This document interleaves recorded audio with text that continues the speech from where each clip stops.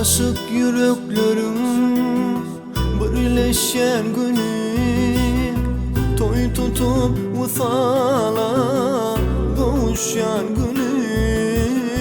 Aşık toydur deseydim aşık beni, pek sevve vefalı bulun siz bile. Hani yaşlar kayım tutun ellerimi, sevve bilen geçti durmuş yollar.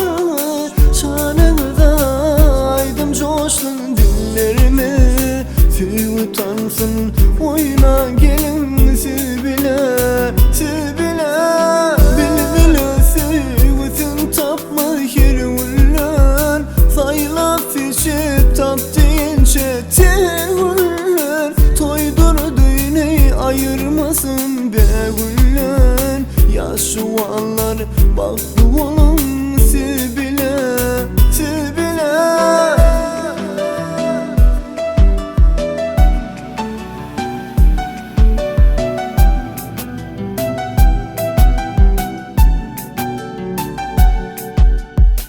Bil öseyvesin tapmaz yeri ulan, sayılar seçip taptığınca tervulan.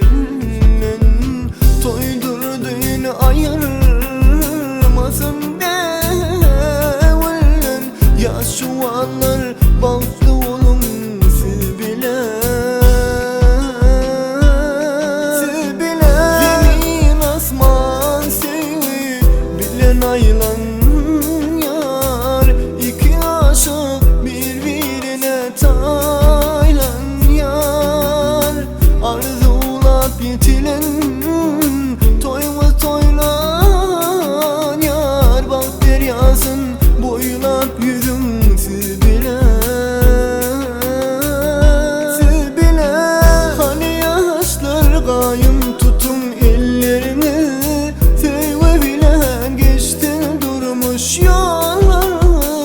Şanımda aydım coştun dillerimi, sev utansın oyna gelin siz bile. Bile sevsin tapma yeri ulan, sayla seçip taptığınca tevlan. Toydur düğüne ayırmasın be ulan, yaşı olanlar baklı olun.